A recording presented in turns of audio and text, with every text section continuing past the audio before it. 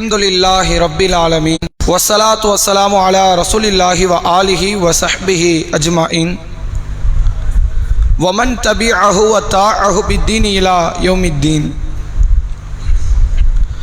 பெருமதிப்பிற்கும் மரியாதைக்கும் உரிய எல்லாம் வல்ல அல்லாஹுவின் நல்லடியார்களே, அல்லாஹுடைய பேரருளால் வாரந்தோறும் சனிக்கிழமை மக்ரிபு தொழுகையை தொடர்ந்து அல் குர்ஆனின் 1000 கேள்விகள் என்ற தலைப்பின் கீழ் குர்ஆனில் இருந்து தொடர்ச்சியாக பல கேள்விகளை கேட்டு அதற்கான பதிலை குர்ஆனினுடைய விரிவுரையாக நாம் அறிந்து கொண்டு வருகிறோம். அந்த அடிப்படையில் இந்த வாரம் பக்ரா என்ற அத்தியாயத்தில் இருந்து 75வது வசனத்திலிருந்து 100வது வசனம் வரை நாம் இதற்கு முன்பு 75 வசனங்களை வேறு சில வாரங்களில் அதனுடைய கேள்விகளை கேட்டு அந்த வசனங்களை அறிந்து கொண்டோம். அந்த 75 வசனங்களும் அதை தொடர்ந்து வரக்கூடிய 25 வசனங்களுக்குமான கேள்விகளை அறிந்து கொள்வதற்காக இந்த சபையிலே நாம் ஒன்று திரண்டிருக்கிறோம்.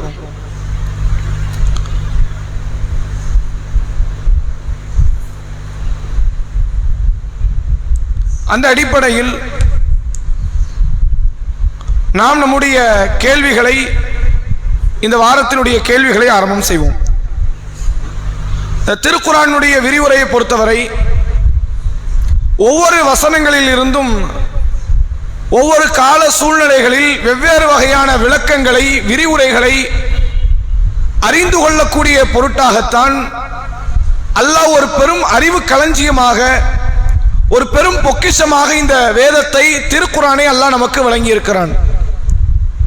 ஆனால் வெறுமனே இந்த திருக்குர்ஆனை அரபியில் படிப்பதற்கும் மனனமிடுவதற்கும், மனனமிட்டதை போட்டி போட்டு நமக்குள் ஓதிக்கொள்வதற்கு மட்டும் பயன்படுத்தக்கூடிய இந்த வேதத்தை அறிவார்ந்த முறையில் இன்றைக்கு எத்தனையோ மாற்று மத அன்பர்கள் அந்த வேதத்தை படித்து வேதம் தன்னிடத்தில் பேசுவதாக உணர்ந்து தனக்கு வேறு சில கருத்துக்களை, நமக்கான மன நிம்மதியை தருவதாக அவர்கள் எண்ணிக்கொண்டு இந்த மார்க்கத்தை நோக்கி சாறை சாறையாக நுழைவதற்கு அடித்தளமாக இந்த திருக்குர்ஆன் மட்டும்தான் உதவியாக இருக்கிறது.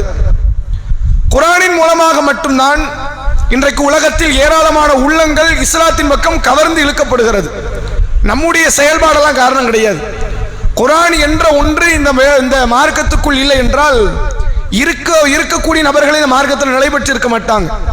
புதிதாக இன்னொரு நபர் இந்த மார்க்கத்துக்குள்ள ஒரு நபர் கூட நுழைந்திருக்க மாட்டார்கள். அப்ப நம்முடைய செயல்பாடு, பண்பாடு, நாகரிகங்கள், நம்முடைய மனிதாபிமானம் ஒருவரை கூட இந்த இஸ்லாத்திற்குள்ள கொண்டு வரல. எந்த அளவிற்கு என்றால் திருக்குர்ஆன் மட்டும்தான் பலரை சிந்திக்க வைத்து இந்த மார்க்கத்தில் நிலை பெற செய்திருக்கிறது என்ற அடிப்படையில் இந்த குர்ஆன் சம்பந்தமான விரிவுரைகளை நாம் தொடர்ச்சியாக அறிந்து கொண்டு வருகிறோம். அதை உங்களுக்கு நினைவுபடுத்திக் கொண்டு அல் பக்ராவினுடைய வசனங்களுக்கான விரிவுரைகளை நாம் ஒவ்வொன்றாக பார்ப்போம். முதலாவது கேள்வி ஆண்களுக்கு, யாருக்கு அல்லாஹ் எதிரி ஆவான்? யாருக்கு அல்லாஹ் எதிரி ஆவான்?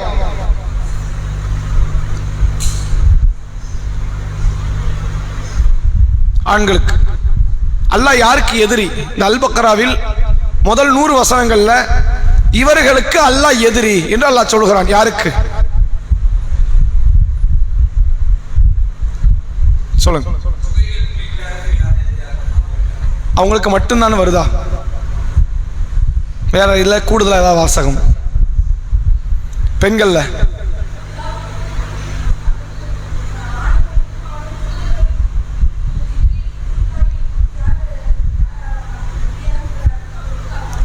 இது ஒரு முழுமை பெற்ற ஒரு பதில். அதாவது அல்லாஹ் ரப்பல் ஆலமீன் சொல்கிறான், பக்ரா என்ற 2வது அத்தியாயம் 98வது வசனம், மன்கான அதுவல் லில்லா, யார் அல்லாஹ்வுக்கு எதிரியாக இருக்கிறாரோ, ஓ மலாயிகத்திஹி, தனது வானவர்களுக்கு யார் எதிரியாக இருக்கிறார்களோ, ஓ ரசூலிஹி, தன்னுடைய தூதர்மார்களுக்கு, நபிமார்களுக்கு, ரசூல்மார்களுக்கு யார் எதிரியாக இருக்கிறார்களோ, ஓ ஜிப்ரீல ஓ மீகால, யார் ஜிப்ரீல் அலைஹிஸ்ஸலாம் என்ற வானவர்களின் தலைவர்களுக்கும், மீகால் என்று அழைக்கப்படக்கூடிய மீகாயில், அது உண்மையான வாசகம், இந்த இடத்துல மீகால் என்று பயன்படுத்தலாம். அப்ப மீகாயில் அலைஹிஸ்ஸலாமை மீகால் என்றும் சொல்லலாம். மீகாயில் அலைஹிஸ்ஸலாம் என்ற அந்த வானவருக்கும் யார் எதிரியாக இருக்கிறார்களோ ஃபஇன்னல்லாஹ அதுவல் லில் காஃபிரீன், அத்தகைய இறை மறுப்பாளர்களுக்கு அல்லாஹ்வும் எதிரியாக இருக்கிறான் என்று திருக்குரானில் 98வது வசனமாக அல் பக்ராவின் 98வது வசனத்தில் அல்லாஹ் பேசுகிறான். இந்த வசனத்தினுடைய ஆழமான கருத்து என்னவென்றால், அல்லாஹ் ரப்புல் ஆலமீனுக்கு ஒருவன் எதிரியாக இருந்தால் மட்டும் அல்லாஹ் எதிரியா இருக்கணும் அவசியம் கிடையாது.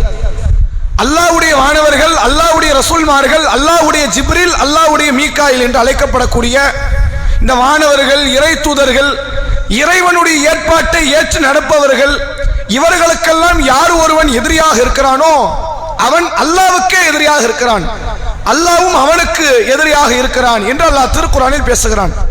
இந்த வசனம் அருளப்பட்டதனுடைய ஆழமான சூழ்நிலை என்னவென்றால், ரசூலுல்லாஹ்வுடைய காலத்துல ஒரு முறை அப்துல்லா இப்னு சலாம் என்று சொல்லப்படக்கூடிய யூத மத அறிஞராக இருந்த ஒரு மனிதர் நபி இடத்துல வரார். இவருடைய ஆரம்ப மதம் யூத மதம் கிடையாது. இவர் கிறிஸ்துவ மதத்தில் இருந்தார். அதுக்கு முன்பு வேற வேற மதத்தில் இருந்தார். அங்க இருந்து கிறிஸ்துவத்துக்கு வராரு, கிறிஸ்துவத்திலிருந்து யூதத்துக்கு வராரு. எதற்காக மதம் மாறிக்கொண்டே இருக்கிறார் என்றால், சத்தியத்தை தேடிய ஒரு பயணம் அவர்கிட்ட இருக்கு. ஏதாவது ஒரு நல்ல மார்க்கம், சரியான இறை மார்க்கம் இருக்கும்ல, அதனால ஒவ்வொரு மார்க்கத்தை தேடி வராரு. கடைசியா அவருக்கு பார்த்து ஓரளவு கொஞ்சம் தெளிவா இருக்கிற ஒரு மார்க்கமாக அவர் ஏதோ முடிவு பண்ணி உட்கார்ந்து இருக்கிறாரு. யூத மார்க்கத்தை முடிவு செய்து உட்கார்ந்து இருக்கிறார். அதே நேரத்தில் யூத மதம் மட்டும்தான் இல்லை, இதுக்கு அடுத்து இன்னொரு இறை தூதர் வருவார் என்பதை எதிர்பார்த்து தான் மதீனாவில் அவர் தங்கியிருக்கிறார். யூதர்கள் எல்லாம் மதீனா வந்ததுக்கான காரணம், மதீனாவுக்கு யூதர்களுக்கு ஏதாவது சம்பந்தம் இருக்குதா? டமாஸ்கஸ்ல சிரியால அவங்க இருக்கலாம், நியாயம் இருக்கு. பாலஸ்தீனத்தில் இருக்கலாம், நியாயம் இருக்கு. ஏன்னா அங்கதான் பல நபிமார்கள், மூசா அலைஹிஸ்ஸலாம், சுலைமான் அலைஹிஸ்ஸலாம், தாவூத் அலைஹிஸ்ஸலாம், ஈசா அலைஹிஸ்ஸலாம் முதல் கொண்டு அந்த பகுதியில் வாழ்ந்தவங்க. மக்காவுக்கு மதீனாவுக்கு எந்த இறை தூதரும் கிடையாது. ஆதி காலத்தில் வந்த இஸ்மாயில் அலைஹிஸ்ஸலாமை தவிர மக்காவில் எந்த இறை தூதரும் கிடையாது. ஆனால் அந்த மக்கள் எல்லாம் இன்னொரு இறுதி தூதர் வருவார், அவர்தான் இந்த உலகத்திற்கு கியாமத் நாளினுடைய நெருக்கத்தின் முதல் அடையாளமாக இருக்கக்கூடிய தூதர் என்பதை உணர்ந்து அந்த இறை தூதர் எங்க வருவாருங்கும் போது எஸ்ரிஃப் என்ற நகரத்துக்கு வருவார். வேற வேதத்தில் சொல்லி இருக்கிறோம், அந்த நகரத்துக்கு வருவார் என்பதை உணர்ந்துதான் யூத மக்கள் எல்லாம் மதீனாவில் குடியேறாங்க. அவங்க தலைமுறையா இருக்கிறாங்க. சும்மா ரசூலுல்லாஹ்வுடைய காலத்துல பீரியட்ல வந்தவங்க கிடையாது. பல நூறு ஆண்டுகளாகவே யூதர்கள், ஈசா அலைஹிஸ்ஸலாம் அவர்கள் காலம் தொட்டு யூதர்கள் எஸ்ரிஃப் என்ற மதீனா நகரத்தில் தஞ்சம் புகுந்து இறை தூதரை அவர்கள் எதிர்பார்த்து கொண்டிருக்கிறார்கள். அப்படி இருக்கும் பொழுது அப்துல்லா இப்னு சலாம் என்ற அந்த யூத மத அறிஞரும் கரெக்டா ரசூலுல்லாஹ்வுடைய பீரியட், அவர் வாழக்கூடிய தருணம், ரசூலுல்லாஹ்வை எதிர்பார்த்து மதீனாவில் இருக்கிறாங்க. அந்த நேரம் தான் அல்லாஹ் மக்காவில் நபியை அனுப்பி ரசூலுல்லாஹ்வை பெருமளவில் தியாகம் செய்ய வைத்து, ஹிஜ்ரத்தை செய்ய வைத்து மக்காவில் இருந்து மதீனாவிற்கு அல்லாஹ் கொண்டு சேர்க்கிறான். அப்ப மதீனாவுக்கு ஒரு இறை தூதர் வந்துட்டாரு அப்படிங்கிற தகவல் காட்டுத்தீயாக பரவுது. இவர் உண்மையிலே இறை தூதர் தானா, நாம எதிர்பார்த்தது இந்த தூதர் தானா என்பதை சோதிப்பதற்காக பல யூதர்கள் பலவிதமான கேள்விகளை நபியிடத்தில் கொண்டு வந்தாங்க. அதுல இவரும் ஒரு கேள்வியை கொண்டு வருகிறார். அவர் முதல்ல வந்த உடனே ரசூலுல்லாஹ்ட்ட கேட்கிறாங்க, முகமது அவர்களே, உங்கள்கிட்ட ஒரு 3 கேள்வி நான் கேட்பேன். எத்தனை கேள்வி? 3 கேள்விகளை நான் கேட்பேன். இறை தூதரை தவிர வேறு யாரும் இதற்கு பதிலளிக்க முடியாது. நான் புக்கு வேதத்தை எல்லாம் படிச்சிருக்கிறேன், தௌராத்தை முடிச்சிருக்கிறேன், இஞ்சில படிச்சிருக்கிறேன், அதனுடைய உண்மையான தாற்பரிய செய்திகளை நான் உணர்ந்து வைத்திருக்கிறேன். 3 கேள்விகளை கேட்பேன். இதை இறை தூதர்களை தவிர வேறு யாரும் உணர்ந்து கொள்ள மாட்டார்கள், அறிந்து கொள்ள மாட்டார்கள். நீங்கள் பதிலளித்தால் நீங்கள் இறை தூதர், பதிலளிக்கலன்னா நீங்கள் பொய்யர். அது இன்னும் கொஞ்ச நேரத்தை தெரிஞ்சிடும் அப்படின்னு தன்னுடைய கேள்விகளை கேட்க ஆரம்பிக்கிறார். முதல் கேள்வி, மறுமை நாளினுடைய முதல் அடையாளம் எது என்று கேட்கிறார். அந்த பெரும் அடையாளம், சிறு அடையாளம் இல்லை, பெரும் அடையாளத்தில் மறுமை நாளினுடைய முதல் அடையாளம் எது என்று முதல் கேள்வி. இரண்டாவது கேள்வி, நாளை மறுமையில் சொர்க்கவாசிகள் என்று சில மக்களை அல்லாஹ் தேர்வு செய்து சொர்க்கத்துக்கு அனுப்புவான். அவர்கள் உள்ளே நுழைந்தவுடன் சாப்பிடுகிற முதல் உணவு எது? சொர்க்கவாசி என்று தீர்மானிக்கப்பட்ட பிறகு அவர்களுக்கு அல்லாஹ் தருகிற முதல் உணவு எது? இரண்டாவது கேள்வி. மூன்றாவது கேள்வி, ஒரு குழந்தை தந்தையின் சாயலிலும் பிறக்கிறது, தாயுடைய சாயலிலும் பிறக்கிறது, தந்தையுடைய குடும்பத்தவர் சாயலிலும் பிறக்கிறது, தாயுடைய குடும்பத்தவர் சாயலிலும் பிறக்கிறது. அப்ப அதுக்கு என்ன காரணம்? அதற்கான பதிலையும் சொல்லுங்கன்னு 3 கேள்வி கேட்கிறாங்க. ரசூலுல்லாஹ் கொஞ்ச நேரம் அமைதியா இருக்கிறாங்க. அமைதியா இருந்து அடுத்து பதில் கொடுக்க ஆரம்பிக்கிறாங்க. அப்ப ரசூலுல்லாஹ் சொன்ன முதல் வார்த்தை என்ன தெரியுமா? இதுக்கான பதில் எனக்கு தெரியாது. முதல்ல நீங்க கேள்வி கேட்கிற வரைக்கும் அந்த கேள்வி என்ன இடத்தில் வந்து சேருகிற வரைக்கும் இதுக்கு என்ன தெரியாது, பதிலாம் தெரியாது. மறுமை நாளுடைய முதல் அடையாளம் எதுவும் தெரியாது, சொர்க்கவாசிகளுடைய முதல் உணவு எதுவும் தெரியாது, குழந்தையினுடைய சாயில் தந்தையோடும் தாயோடும் இணைந்திருப்பதற்கு என்ன காரணம் தெரியாது. எப்போ வரை? நீங்கள் கேட்கிற வரை தெரியாது. நீங்க கேட்டதுக்கு அப்புறம் தான் வானவர் ஜிப்ரீல் அலைஹிஸ்ஸலாம் இதற்கான பதிலை இப்போ இந்த நேரத்தில் என்கிட்ட சொல்லிட்டு போயிட்டாரு அப்படின்னாங்க. தன்னுடைய தூதுத்துவத்தை நபி அவர்கள் எப்படி நிரூபிக்கிறாங்க பாருங்க. எனக்கு முன்னாடியே தெரியும்னு சொல்லல, எனக்கு இன்னும் இதுக்கான பதில் வரலையா, நீங்க கொஞ்சம் தள்ளி ஒரு 2 நாள் கழிச்சு வந்து கேளுங்க அப்படின்னு கேட்கல. இதற்கான பதில் நீ கேட்கும் போது எனக்கு தெரியாது, ஆனால் இப்போதுதான் இந்த நேரத்தை நீ என்னிடத்தில் பேசிக்கொண்டு இருக்கும் பொழுது இதற்கான பதிலை வானவர் ஜிப்ரீல் அலைஹிஸ்ஸலாம் என்னிடத்தில் வந்து சொல்லிவிட்டு சென்றார்கள் அப்படிங்கிறாங்க. இதை கேட்ட உடனே அப்துல்லா பின் சலாம் சொல்கிறார், ஜிப்ரீலா அவர் யூதர்களாகிய எங்களுக்கு எதிரியாச்சேங்கிறார். என்ன வார்த்தை? யூதர்களாகிய எங்களுக்கு ஜிப்ரீல் என்பவர் எதிரி ஆயிற்றே அப்படிங்கிறாங்க. எதனால எதிரி? எதனால் ஜிப்ரீல் அலைஹிஸ்ஸலாமை மட்டும் அவர்கள் எதிரிகளாக பார்க்கிறார்கள் என்றால், வானவர் ஜிப்ரீல் அலைஹிஸ்ஸலாம் தான் வஹி செய்தியை மக்களிடத்தில் கொண்டு வரக்கூடியவர். இறை தூதர்களிடத்தில் அல்லாவின் புறத்தில் இருக்கிற செய்திகளை, அது போர்க்களம் சம்பந்தப்பட்ட, வழிபாடு சம்பந்தப்பட்ட, சட்டதிட்டங்கள் சம்பந்தப்பட்ட, ஈமான் தொடர்பான என்று எல்லா விதமான மார்க்க செய்திகளை அல்லாவிடத்தில் இருந்து இறை தூதர்களுக்கு கொண்டு வருகிற தொடர்பு உள்ள நபர் யார்? இந்த ஜிப்ரீல் அலைஹிஸ்ஸலாம். அதனால ஜிப்ரீலை கண்டாலே எங்களுக்கு பிடிக்காது. ஏன்னா இவரால் தான் புதுசா சட்டம் வருது. திடீர்னு தொழுகையில நிற்கும், இவர் வந்து சொல்லிட்டு போயிடுவார், நோம்புன்றுவார். சரி நோம்பு தான் தொழுகை தான் அப்படின்னு பார்த்தா திடீர்னு வந்து சக்காத்து கொடுங்கம்பார். இவர் தான் திடீர்னு வந்து என்ன சொல்லுவாரு, ஹஜ் பண்ணுங்கம்பார். திருட அதம்பாரு, விபச்சாரம் பண்ண அதம்பாரு. இதெல்லாம் ஏதோ ஜிப்ரீல் அலைஹிஸ்ஸலாம் சொந்த கருத்து மாதிரி நினைத்து கொண்டு அவங்க என்ன சொல்றாங்க, ஜிப்ரீலை நாங்கள் விரோதிகளாக பார்க்கிறோம், மீகாயில நாங்கள் அப்படி பார்க்க மாட்டோங்கிறாங்க. வானவர்களையே வானவர்களின் தலைவராக இருக்கிற ஜிப்ரீலை நாங்கள் விரோதியாக பார்க்கிறோம், ஆனால் யாரை நாங்கள் விரோதியாக பார்க்க மாட்டோம், மீகாயிலை பார்க்க மாட்டோம். ஏன்? அவர் அல்லாவின் புறத்திலிருந்து பரக்கத்தை கொண்டு வருகிறார். அவருடைய வேலை என்ன? துனியாவுக்கு வரும்போது மழையை கொண்டு வருவது, இன்னும் பிற இறைவனுடைய அருள் வளங்களை எல்லாம் துனியாவில் பூமியிலே அல்லாவின் புறத்திலிருந்து கொண்டு வரக்கூடிய பணியை அவர் செய்து கொண்டிருக்கிறார். அதனால் நாங்கள் மீகாயிலை வெறுக்க மாட்டோம், ஜிப்ரீலை நாங்கள் வெறுப்போம் என்று சொல்கிறார்கள். அப்ப ரசூல் ஸல்லல்லாஹு அலைஹி வஸல்லம் அந்த 3 கேள்விக்கு பதில் கொடுக்கல. முதல் கேள்வி இது, இந்த விஷயத்துக்கு பதில் கொடுக்கிறாங்க. ஜிப்ரீல் அவர்களுக்கு யார் எதிரியாக இருக்கிறாரோ அல்லாஹ் அப்போதான் இந்த வசனத்தை இறக்குறான், மன்கான அதுவல் இல்லாஹி வ மலாயிகத்திஹி வ ருசூலிஹி வ ஜிப்ரீல வ மீகால். யார் அல்லாஹ்வுக்கு எதிரியாக, வானவர்களுக்கு எதிரியாக, தூதர்மார்களுக்கு எதிரியாக, ஜிப்ரீலுக்கு எதிரியாக, மீகாலுக்கு எதிரியாக யார் இருக்கிறாரோ ஃப இன்னல்லாஹ அதுவல் லில் காஃபிரீன். அத்தகைய இறை மறுப்பாளர்களுக்கு அல்லாஹ் எதிரி. அவன் இறை மறுப்பாளர்.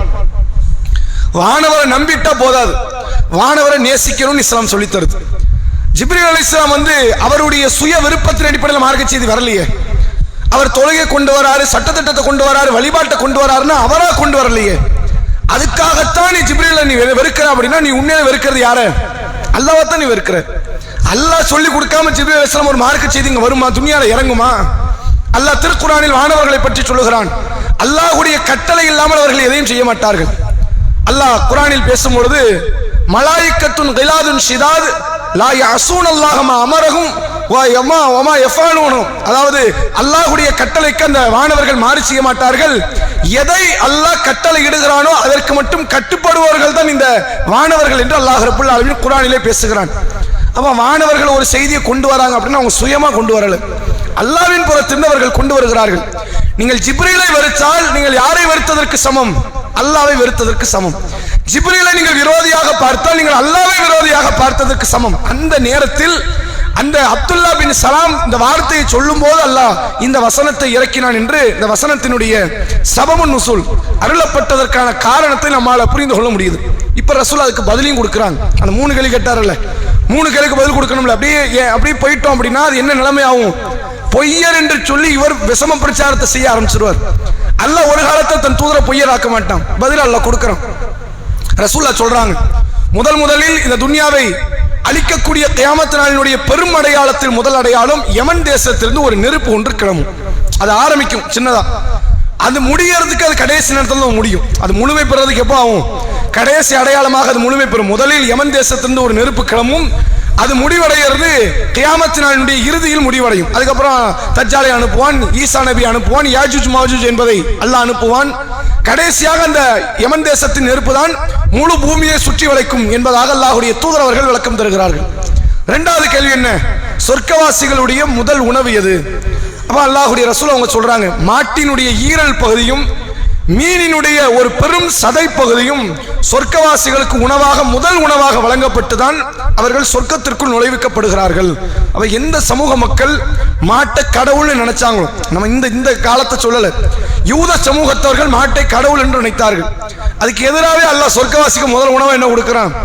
மாட்டை உணவாக கொடுத்து, மீனினுடைய சதை பகுதியை உணவாக கொடுத்து, உணவு உண்ட பிறகுதான் அல்லாஹ் சொர்க்கத்திற்குள் பிரவேசத்தை வைத்திருக்கிறான் என்று நபி அவர்கள் சொன்னார்கள்.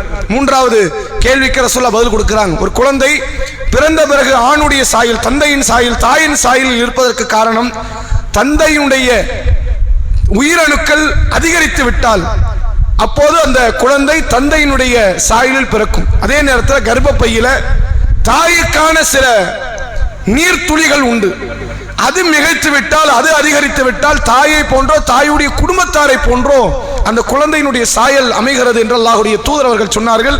இதை கேட்ட உடனே அப்துல்லா பின் சலாம் ரதியல்லாஹு அவர்கள் கலிமாவை சொல்லி இஸ்லாத்துக்குள் நுழைகிறார். அவர் புரிஞ்சுக்கிட்டார், சரியான பதில். இவ்வளவு தெளிவா விளக்கமாக இன்னொரு நபர் வந்து விளக்கம் கொடுக்க முடியாது. ஒன்னு இவர் யூத வேதத்தை கிறிஸ்துவ வேதத்தை ஆழமாக படித்து உணர்ந்த நபராக இருந்து அப்படி பதில் கொடுக்கலாம். அவர்தான் எழுத படிக்க தெரியாது.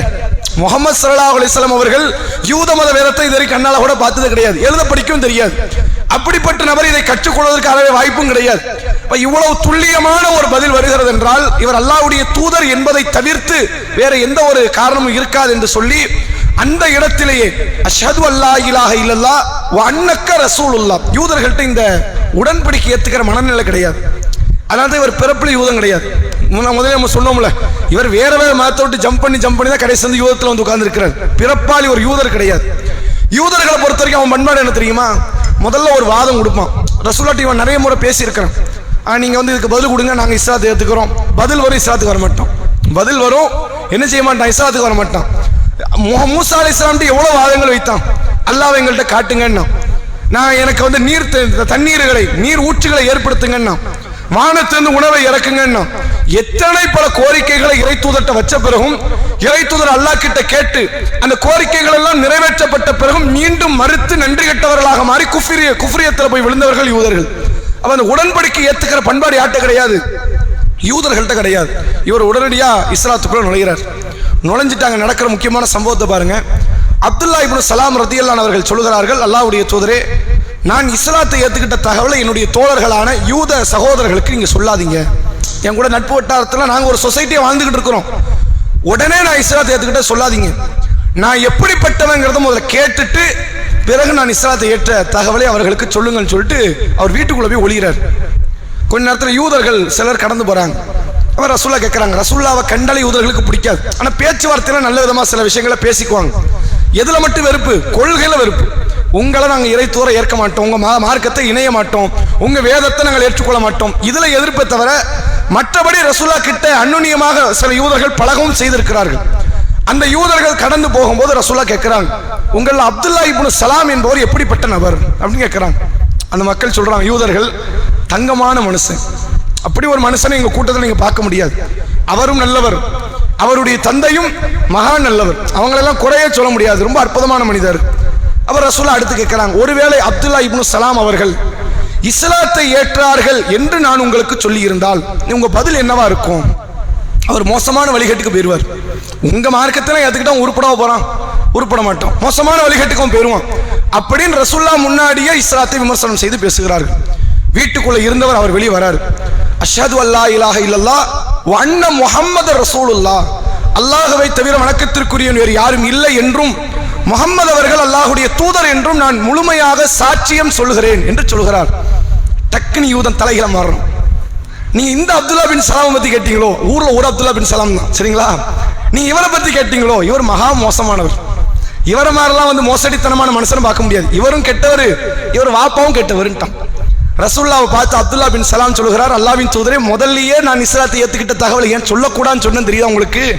அவ்வளோ ஃப்ராடுக்கார போயிடுவோம், ஒருத்தன் உண்மை கிடையாது, ஒருத்தங்கிட்ட நேர்மை பார்க்க முடியாது. முதல்ல நான் இஸ்லாத்தை ஏற்றுக்கொள்வதற்கு முன்பாக, ஏற்றுக்கொண்ட தகவல் தெரிவதற்கு முன்பாக என்னை எப்படி பேசினான்? நான் நல்லவன், எங்க வாப்பா நல்லவர்னு பேசினவன், நான் இஸ்லாத்தை ஏற்றுக்கொண்ட தகவல் தெரிஞ்சதுக்கு அப்புறம் அப்படியே தலைகீழ மாறிட்டான்.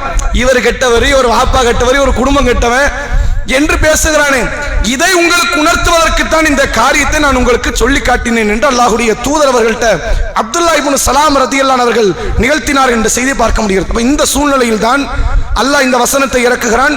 இறைவனுடைய ஏற்பாட்டுக்கு எதிராக ஒருவர் தனது கோபத்தை காட்டுகிறார் என்றால் அவர் அல்லாஹ் மீதே கோபத்தை காட்டுகிறார் என்று அர்த்தம். இது இஸ்லாம் நமக்கு சொல்லி தந்த ஒரு அடிப்படை.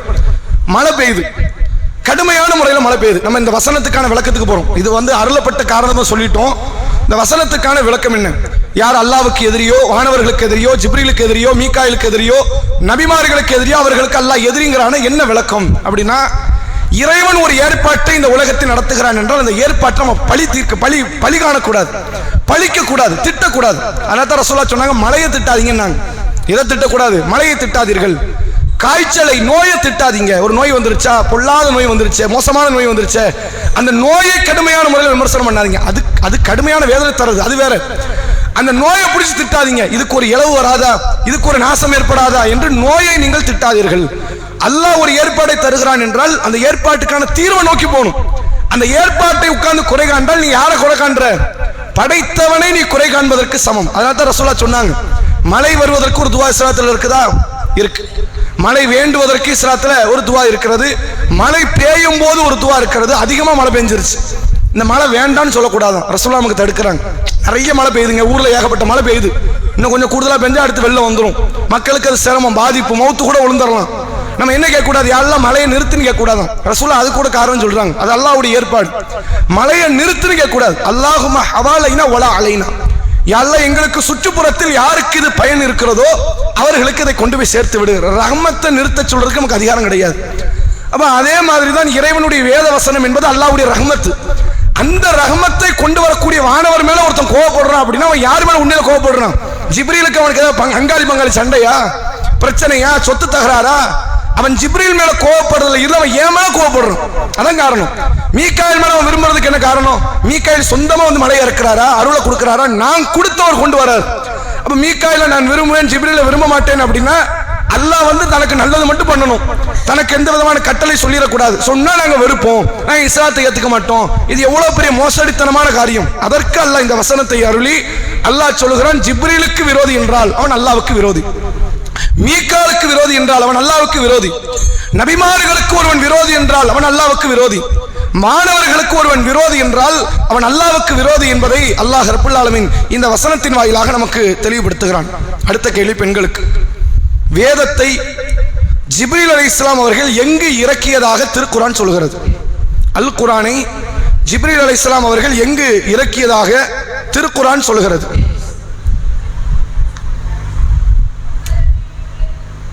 முஹம்மது ஸல்லல்லாஹு அலைஹி வஸல்லம் அவர்களுடைய உள்ளத்தில். அதுக்கு ஏதாவது விளக்கம், ஏதாவது புரிந்து கொள்ள முடியுமா? ஏதாவது விளக்கம் கூடுதலா சொல்லுங்க. அதான் எதிர்பார்த்தோம், சொல்லுங்க.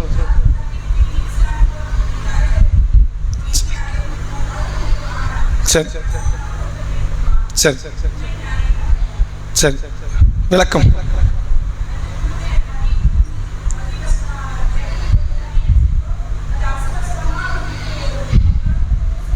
சரி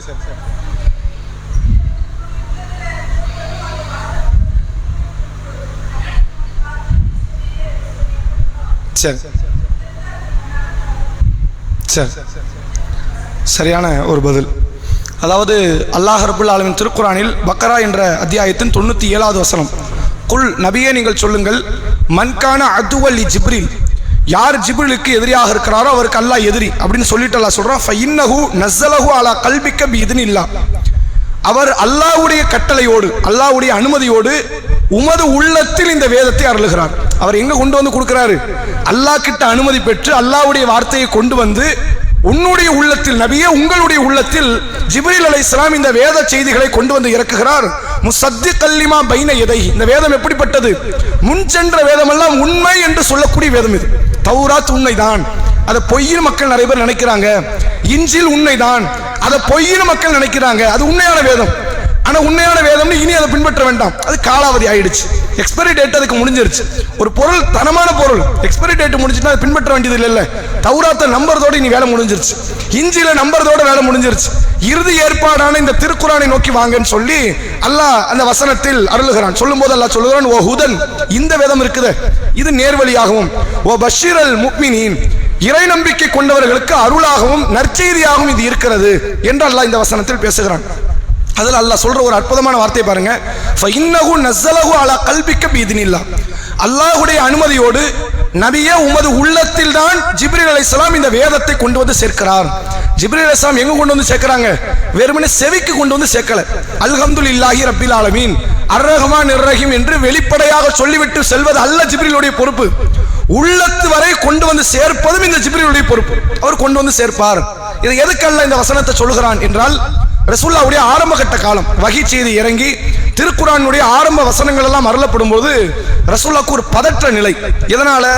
இந்த வேத வசனங்களை கரெக்டா மனப்பாடம் பண்ணி மக்கள்கிட்ட கொடுக்கணும். ஏன்னா ரசூலுல்லாஹ் பொறுப்பு தானே. ரசூலுல்லாஹ்வுடைய பொறுப்பு என்ன அப்படின்னா, இறை வேத வசனங்களை கொண்டு போய் மக்கள்கிட்ட கொண்டு போய் சேர்க்கணும். சேர்த்துருவோம் இன்ஷா அல்லாஹ். ஆனா என்ன பிரச்சனை? இது மனப்பாடமா நிக்கணும்ல. வராங்க கடகடன்னு ஒரு சூறா ஓதிட்டு போயிடுறாங்க, அடுத்து வராங்க ஒரு 10 வசனம் ஓதிட்டு போயிடுறாங்க, அடுத்து வராங்க ஒரு 50 வசனம் ஓதிட்டு போயிடுறாங்க. அதெல்லாம் மனநத்தோட இருந்தா மட்டும்தான் மக்கள்கிட்ட கொண்டு போய் அந்த கருத்தை விதைக்க முடியும், மக்கள்கிட்ட கொண்டு போய் அந்த கருத்தை வெளிக்காட்ட முடியும். அதனால ரசூலுல்லாஹ் என்ன செய்யறாங்கன்னா, ஜிப்ரீல் அலைஹிஸ்ஸலாம் ஓதுறாங்க. நீங்க உதாரணத்துக்கு அல்ஹம்துலில்லாஹி ரப்பில் ஆலமீன் ஓதுறாங்கன்னா, ஓதிக்கிட்டு இருக்கும்போது இவங்களுக்கு கூட ஓதுறாங்க. அவங்க ஓதுறாங்க, ஓதும் போது அல்லாஹ்வுடைய ரசூல் அவர்களும் திரும்பி கூடவே ஓதுறாங்க. மீண்டும் அடுத்த வசனம் ஓதுறாங்க, திரும்ப ஓதுறாங்க. என்ன காரணம்? மனப்பாடம் பண்ணணும் கடகடன். ஏன்னா அவங்க ஓதிட்டு உடனே போயிடுவாங்க. நம்ம மனப்பாடம் பண்ணதை மக்கள்கிட்ட கொண்டு போய் சேர்க்க முடியும் என்பதற்கு விரைவாக தனது நாவை அசைத்து அதை ஓதி கொண்டு இருக்கிறார்கள். அப்ப அல்லாஹ் திருக்குர்ஆனில் சொல்கிறான், லா துஹர்ரிக் பிஹி லிசானக லிதஅஜ்ஜல பிஹி, சூரா கியாமா என்ற 75வது அத்தியாயம். அதுல அல்லாஹ் இது சம்பந்தமா பேசுறான். நபியை அவசரப்பட்டு உங்களுடைய நாவை நீங்கள் அசைக்காதீர்கள். நீங்க என்ன செய்யாதீங்க, இது மனப்பாடம் பண்ணணுமே, அது பெரிய பிரஷர் ஆச்சு. மனப்பாடம் சாதாரண காரியம் கிடையாது. கரெக்டான டைம்ல மனப்பாடம் பண்ணணும். ரசூலுல்லாஹ் எழுத தெரியாது. சரி சொல்ல சொல்ல டக்கு டக்குன்னு ஹின்ஸ் எழுதிட்டு உட்கார்ந்து மனப்பாடம் பண்ணிட்டு போலாமான்னு கேட்டா அதுக்கு வாய்ப்பும் கிடையாது. ரசூலுல்லாஹ்க்கு எழுதவும் தெரியாது. சரி, இன்னொரு காரணம், வேற யாராவது சப்போர்ட்டுக்கு ஒரு 2 பேருக்கு காதுல விழுந்துச்சுன்னா இவங்க ரசூலுல்லாஹ் மறக்கிறத அவங்க சொல்லி கொடுப்பாங்க, அவங்க மறக்கிறத ரசூலுல்லாஹ் சொல்லி கொடுப்பாங்க. அப்படின்னா நபிக்கு மட்டும்தான் அந்த வஹி செய்தி வரும், இன்னொரு நபருக்கு வராது. யாருக்கு வராது? நபியை தவிர்த்து இன்னொரு நபருக்கு இந்த குர்ஆன் வசனம் யாருக்கு அருளப்படாது, நபிக்கு மட்டும்தான் அருளப்படும். நபி மட்டும்தான் இது அல்லாஹ்வின் புறத்திலிருந்து வந்தது என்று அந்த 30 ஜுஸ் குர்ஆனை மனித சமுதாயத்திற்கு தெளிவுபடுத்தியவர் தான். இன்னொரு சாட்சியே கிடையாது. ஒவ்வொரு காரியத்துக்கு 2 சாட்சி 3 சாட்சின்னு உண்டுலாங்க. எதுக்குனாலும் அப்படிதான். நான் ஒரு நபருக்கு கடன் கொடுக்கிறேன் அல்லது கடன் வாங்குறேன், இந்த காரியத்துக்கு 2 சாட்சி இருக்குன்னு இஸ்லாம் சொல்லுது. 2 ஆண்கள் இல்லையா, ஒரு ஆண் 2 பெண். எல்லா காரியத்துக்குமே உலகத்தை என்ன செய்வோம்? சாட்சி ஏற்படுத்தும். திருமணம் நடக்குது, 2 சாட்சியை நம்ம ஏற்படுத்தும். ஆனால் இதுதான் திருக்குர்ஆனுடைய வசனம் என்பதற்கு நபியை தவிர்த்து வேற சாட்சியே கிடையாது. யாரை தவிர்த்து சாட்சி கிடையாது? ரசூலுல்லாஹ்வை தவிர்த்து. இப்ப அல்ஹம்துலில்லாஹி ரப்பில் ஆலமீன் என்பது திருக்குர்ஆனில் ஒரு வசனம், குல் ஹுவல்லாஹு அஹத் என்பது திருக்குர்ஆனில் ஒரு வசனம், குல் அஊது பிரப்பில் ஃபலக் என்பது திருக்குர்ஆனில் ஒரு வசனம் என்பதை நபியை தவிர்த்து இந்த துன்யால இன்னொரு சாட்சி கிடையாது. நபியே போதுமான நிறைவு பெற்ற ஒரு சாட்சி தான். அப்ப ரசூலுல்லாஹ்க்கு ஒரு பயம், தனது வசனங்கள் நம்ம மறந்துடுவோமோ. அப்ப அதுக்கு அல்லாஹ் சொல்கிறான், லா துஹர்ரிக் பிஹி லிசானக லிதஅஜ்ஜல பிஹி, நபியே அவசரப்பட்டு உங்களுடைய நாவுகளை நீங்கள் அசைக்காதீர்கள். அதை ஒன்று திரட்டுவது என்னுடைய வேலை. அதை குர்ஆனாக ஒன்று திரட்டி உங்கள் உள்ளத்தில் கொண்டு வந்து சேர்க்கிறது யார் வேலை? அதை ஏன் நீங்க கஷ்டப்படுறீங்க, சிரமப்படுறீங்க? அது ஏன் வேலை? நான் பார்த்துக்கிறேன். அதை எப்படி உள்ளத்துக்குள்ள கொண்டு வரதுங்கிறது நான் பார்த்துக் கொள்கிறேன் என்று அல்லாஹ் வாக்குறுதி அளிக்கிறான். அந்த வாக்குறுதியை கூட நிறைவேற்றுவது யாரை வச்சு அல்லாஹ் நிறைவேற்றுறான்? ஜிப்ரீல் அலைஹிஸ்ஸலாம் தான் அந்த டியூஷனுக்கு அல்லாஹ் அனுப்பி வைக்கிறான். ரசூலுல்லாஹ் சொல்றாங்க, இறுதி காலத்துல ஒவ்வொரு ஆண்டும் ரமலானுடைய மாதத்துல ஜிப்ரீல் அலைஹிஸ்ஸலாம் இடத்தில் வருவார்கள். ஒவ்வொரு ஆண்டும் ரமலான் மாதம் ரசூலுல்லாஹ்வுக்கு 40 வயதுல வஹி செய்தி வருது. 63வது வயது ரசூல் ஸல்லல்லாஹு அலைஹி வஸல்லம் அவர்கள் மரணிக்கிறாங்க, வஃபாத் ஆகுறாங்க. அந்த 63வது வயதுல ஏறத்தாழ 63.25 வயசு, 63 வயசு இல்ல, அதாவது 63.25 அந்த நெருக்கத்தில் அந்த கால பொழுதுல ரசூலுல்லாஹ் மௌத்தாகிறாங்க. அதுக்கு முந்தைய ரமலான் பொழுது இருக்குல்ல, அந்த ரமலான் பொழுதுல ரசூல் ஸல்லல்லாஹு அலைஹி வஸல்லம் அவர்கள் சொல்கிறார்கள், ஒவ்வொரு ஆண்டும் ரமலான் மாதத்தில் ஜிப்ரீல் அலைஹிஸ்ஸலாம் என்னிடத்தில் வருவார்கள். வந்து என்ன செய்வாங்கன்னா, அதுவரை அருளப்பட்ட முழு குர்ஆனையும் எனக்கு ஓதி காட்டுவாங்க. என்ன ரசூலுல்லாஹ் ஞாபகம் இருக்க, முதல்ல வந்த சூரா இது, அடுத்து வந்த சூரா இது, இந்த இதெல்லாம் ஓதுங்க, மனப்பாடம் பண்ணுங்க. எனக்கு ரசூல் ஜிப்ரீல் அலைஹிஸ்ஸலாம் ஒவ்வொரு ஆண்டு ரமலான் வந்து இந்த திருக்குர்ஆனுடைய வசனங்களை மீண்டும் மீண்டும் நினைவுபடுத்தி விட்டு செல்வார். வருஷத்துக்கு ஒரு முறை வருவாங்க. அதுவரை அருளப்பட்டது ஒரு டியூஷன் மாதிரி. அந்த சூறாலாம் சொல்லுங்க, இந்த சூறா பாடம் படிங்க. ரசூலுல்லாஹ்வுக்கு ஜிப்ரீல் அலைஹிஸ்ஸலாம் சொல்லி கொடுக்குறாங்க. ஆனா ரசூலுல்லாஹ் அந்த நேரத்தை சொல்றாங்க, இந்த ஆண்டு ரமலான் இருக்குத 2 முறை ஜிப்ரீல் அலைஹிஸ்ஸலாம் வந்தாங்க. எத்தனை முறை? 23 வருஷத்துல வருடத்திற்கு ஒரு நாள், ரமலான் மாசத்துல ஒரு நாள் வருவாங்க. எனக்கு டியூஷன் எடுப்பாங்க, குர்ஆன் வசனங்களை சொல்லி கொடுப்பாங்க. நான் மனப்பாடம் பண்ணதை அவங்கள்ட்ட ஒப்பிப்பேன். இது வருஷத்துக்கு ஒரு நாள் நடக்கும், கரெக்டா ரமலான் நடக்கும். இந்த வருஷம் மட்டும் கொஞ்சம் டிஃபரெண்டா என்ன நடக்குது, ரமலான்ல 2 நாள் ஜிப்ரீல் அலைஹிஸ்ஸலாம் வந்திருக்கிறார்கள். நான் என்ன உணர்றேன் அப்படின்னா, என் மவுத்து நெருங்கிருச்சோன்னு நான் நினைக்கிறேன். நாங்கள் ரசூலுல்லாஹ் 2 முறை வந்ததிலிருந்து. அப்ப அல்லாஹ்வுடைய ரசூலை சொல்கிறார்கள், இந்த குர்ஆன் வசனத்தை ஒரு முறை ரசூலுல்லாஹ்க்கு அல்லாஹ் ஓதுன உடனே ரசூலுல்லாஹ்க்கு முழுமையான மனப்பாடம்லாம் கிடையாது. அந்த மனப்பாடத்தை ஏற்படுத்துறதுக்கு அல்லாஹ் பின்னாடி இவ்வளவு பெரிய பின்புலத்தை அல்லாஹ் ஏற்படுத்தணும். இந்த நபி சாதாரண மனிதர். ரசூலுல்லாஹ்வை நம்ம எப்படி நினைச்சு வச்சிருந்தோம் சமூகத்துல, நபிக்கு ஒரு சூப்பர் பவர் இருக்கிற மாதிரி. அல்லாஹ்வே அதை ஒத்துக்கல. சூப்பர் பவர்லாம் நபி கிடையாதுங்கிறான். குல் நபியே நீங்கள் சொல்லுங்கள், இன்னமா அன பஷரும் மிஸ்லுக்கும், நானும் உங்களை மாதிரி மனிதர் என்று போய் சொல்லுங்க. யூஹா இலைய அன்னமா இலாஹுக்கும் இலாஹு வாஹித், எனக்கும் உங்களுக்குள்ள வேறுபாடு என்ன தெரியுமா? எனக்கு வஹி வரும், உங்களுக்கு வஹி வராது. அவ்வளவுதான். எனக்கு வஹி வரும், உங்களுக்கு வஹி வராது. என்கிட்ட அல்லாஹ் பேசுவான், உங்ககிட்ட பேச மாட்டான். நீங்க மேராஜ்ங்கிறது வெறும் வார்த்தையில கேட்டீங்க, நான் கண்ணால பார்த்தேன். இவ்வளவுதான் வேறுபாடு. எது வேறுபாடு? எனக்கு வந்த வகை உங்களுக்கு கிடையாது, இல்ல இதுதான் வேறுபாடு என்று நபியே மக்களிடத்தில் சென்று சொல்லுங்கள். அப்ப ரசூலுல்லாஹ்க்கு மறதி உண்டு, ரசூலுல்லாஹ்க்கு கவலை உண்டு, ரசூலுல்லாஹ்க்கு அழுகை உண்டு, ரசூலுல்லாஹ்க்கு வலிக்கும், ரசூலுல்லாஹ் மலஜலம் கழித்தார்கள், ரசூலுல்லாஹ் மனைவி பிள்ளைகளோடு வாழ்ந்தார்கள், ரசூலுல்லாஹ்க்கு பசிக்கும், ரசூலுல்லாஹ்க்கு தாகம் எடுக்கும், தூக்கம் வரும், துக்கம் வரும், எல்லாம் வரும். எல்லா மனிதர்கள் என்னென்ன கஷ்ட நஷ்டங்களை அனுபவிப்பார்களோ அத்தனை கஷ்ட நஷ்டமும் ரசூலுல்லாஹ்க்கு உண்டு. மன வேதனை ரசூலுல்லாஹ் புழுங்கி கிடந்தாங்க. எல்லா விதமான பாதிப்பும் நபி அவர்களுக்கு வந்தது. இறுதி காலத்தில் ரசூலுல்லாஹ் நோய்வாய்ப்பட்டு தான் மௌத்தானாங்க. அப்படித்தானே? ஒரு விதத்தில் கூட நபியை விட்டு, நபி மற்ற மனிதர்களை விட்டு வேறுபட்டுலாம் நிக்கல. ரசூலுல்லாஹ் அடிச்சு ரத்தம் வந்துச்சா இல்லையா, ரத்தம் வடிந்ததா இல்லையா முகத்துல இருந்து, எல்லாம் நடந்துச்சு, எல்லா காரியமும் நடந்துச்சு. அப்ப எதுல வேறுபாடுங்கிறான்ல, வஹி அருளப்படுவதில் மட்டும்தான் நபிக்கும் மற்றவர்களுக்கும் உள்ள வேறுபாடு. அப்ப ரசூலுல்லாஹ்க்கு மறந்துடும், குர்ஆன் வசனங்கள் என்ன ஆகும், ரசூலுல்லாஹ்க்கு மறந்துடும். அதனால அல்லாஹ் இந்த ஏற்பாடை பண்றான். நீங்க பார்க்கலாம், ரசூலுல்லாஹ் ஒரு முறை தொழுகையில நிக்கிறாங்க, குர்ஆன் வசனத்தை எடுத்து ஓதிக்கிட்டு இருக்கிறாங்க. திடீர்னு என்ன ஆகுதுன்னா, ரசூலுல்லாஹ்க்கு அங்க தடுமாற்றம் வருது. யாருக்கு முதல்ல வசனங்கள் இறங்கிச்சு? இந்த துனியாலே ரசூலுல்லாஹ்க்கு தடுமாற்றம் வரலாமா? ஆனா வந்துச்சாங்க. அந்த குர்ஆன் வசனம் அடுத்த வார்த்தை ரசூலுல்லாஹ்க்கு தெரியல. அப்படியே ருக்குக்கு போயிட்டாங்க. தொழுக முடியுது. பக்கத்தில் ஒரு நபித்தோடு தான் நின்று தொழுது இருக்கிறாங்க. ஒரு கூட்டம் நிக்கல, ஒரே ஒரு நபித்தோழர். அந்த நபித்தோடு தான் இந்த ஹதீஸை அறிவிக்கிறாங்க. அவர்கிட்ட ரசூலுல்லாஹ் கேட்கிறாங்க, உனக்கு இந்த அத்தியாயத்தின் இந்த வசனம் தெரியுமான்னு கேட்டாங்க. தெரியும். அப்ப நீ ஞாபகப்படுத்தி இருக்கலாமே. நாங்க இதுல இருந்த மார்க் ஆதாரம் என்ன? இமாம் தொலை வைக்கக்கூடிய இமாமுக்கு குர்ஆனுடைய வசனங்கள் ஏதாவது மறந்து தடுமாறி நிற்கிறார் அப்படின்னா, பின்னாடி இருப்பவர்களுக்கு தெரிந்தால் எடுத்து கொடுக்கலாம். அவர் ஏதோ ஒரு இடத்துல ஸ்டக்காகி நிற்கிறார். ஏன்னா குர்ஆன்ல நீங்க பார்க்கலாம், முத்தஷாபிகத்தான வார்த்தைகள் நிறைய இருக்கு. ஒரே இடத்துல ஒரே மாதிரி இருக்கும். டக்குன்னு நம்ம ஒரு சூறால போய்கிட்டு இருப்போம், வேற சூறாக்கு டைவர்ட் பண்ணி விட்டுரும். ஏகப்பட்டது, நூற்றுக்கணக்கான பல நூற்றுக்கணக்கான வார்த்தைகளை காட்டலாம் குர்ஆன்ல. கரெக்டா இந்த ரூட்ல போய்கிட்டு இருக்கும், திடீர்னு எங்க ஆயிரும், வேற ஒரு இடத்துல மாறிடும். அப்ப நான் தடுமாறக்கூடிய இடத்தை நீ ஞாபகப்படுத்தி இருக்க கூடாதா அப்படின்னு ரசூல் ஸல்லல்லாஹு அலைஹி வஸல்லம் அவர்கள் அந்த நபித்தோழர்கிட்ட கேட்டாங்க. அந்த நபித்தோழர் தான் பிற்காலத்தில் அந்த செய்தி அறிவிக்கிறாங்க. இதுல இருந்து நம்ம என்ன ஆதாரம் எடுக்கிறோம்? இமாம்கள் குர்ஆன் வசனத்தில் ஓதுவதில் தவறு ஏற்படுமே ஆனால் அந்த வார்த்தையை கேட்டு நம்ம சும்மா நிக்க வேண்டாம். அவர் தடுமாறி நிக்கட்டும், நமக்கு என்ன வந்துச்சு, நிக்க கூடாது. உங்களுக்கு அந்த வசனம் தெரியுமே ஆனால், சூறாக்கள் தெரியுமே ஆனால் நீங்கள் அதை அவருக்கு ஞாபகப்படுத்தணும் அப்படிங்கறத மார்க்க சட்டத்தில் புரிந்து கொள்ளலாம். அப்ப ரசூலுல்லாஹ்க்கு என்ன வந்திருக்கு? மறதி வந்திருக்கு. எதுல வந்திருக்கு? வேற வேற காரியத்தில் வந்திருக்குங்கிறத. காலை சாப்பிட ரசூலுல்லாஹ் மறந்துட்டாங்க, அல்லது தொழுகையில 4 ரக்காத் 2 ரக்காத் அப்படி அந்த மறதி மட்டும் இல்லை, குர்ஆனுடைய வசனங்களிலேயே நபி அவர்களுக்கு மறதி ஏற்பட்டிருக்கு. அதனால தான் ரசூலுல்லாஹ் ஓதுவதை காட்டிலும் கேட்பதற்கு ரசூலுல்லாஹ் அதிகமா விரும்புவாங்க. ரசூலுல்லாஹ்க்கு எது ரொம்ப பிடிக்குமா? ஓதுறதை விட கேட்கறது ரொம்ப பிடிக்குமா? ஜிப்ரீல் அலைஹிஸ்ஸலாம் ரசூலுல்லாஹ் கேட்க தானே செஞ்சாங்க. ரசூலுல்லாஹ் இன்னும் மூசா நபி மாதிரி தௌராத்தை எடுத்து படிக்கலையே. ரசூலுல்லாஹ் வந்து ஜிப்ரீல் அலைஹிஸ்ஸலாம் கேட்டாங்க. ஒரு நபி தோழர்ட்ட ரசூலுல்லாஹ் சொல்றாங்க, நீங்க குர்ஆன் வசனங்களை ஓதுங்கங்கறாங்க. அவர் சொல்லுகிறார், அல்லாஹ்வுடைய தூதரே, குர்ஆனே உங்களுக்கு தான் வந்துச்சு, நான் உங்களுக்கு ஓதி காட்டுறது ஒரு முறையாகுமா? இல்ல, எனக்கு ஓதுவதை விட கேட்பது பிடிக்கும், நீங்க ஓதுங்கன்னாங்க. ரசூலுல்லாஹ் அந்த நபித்தோழர் ஓதுகிறார். சூரா நிசாவினுடைய சில வசனங்கள் ஓத ரசூலுல்லாஹ்வுடைய கண்களில் இருந்து கண்ணீர் வடியுது. அப்ப நபி அவர்கள் அதிகமாக விரும்பியது இந்த குர்ஆனோடு உண்டான தொடர்பை மனித இயல்புல தான் ரசூலுல்லாஹ் நெருங்கினாங்களே தவிர அவங்களுக்கு கூடுதல் ஆற்றல் நெருங்கிறதா என்ன இருக்கும், கேட்க உடனே மனப்பாடா இருக்கும். ரசூலுல்லாஹ்க்கு தடுமாற்றமே வந்திருக்காது. வந்துச்சுங்கிறான்ல, ரசூலுல்லாஹ்வுக்கு வந்ததாக சஹாபாக்கள் சொல்கிறார்கள்.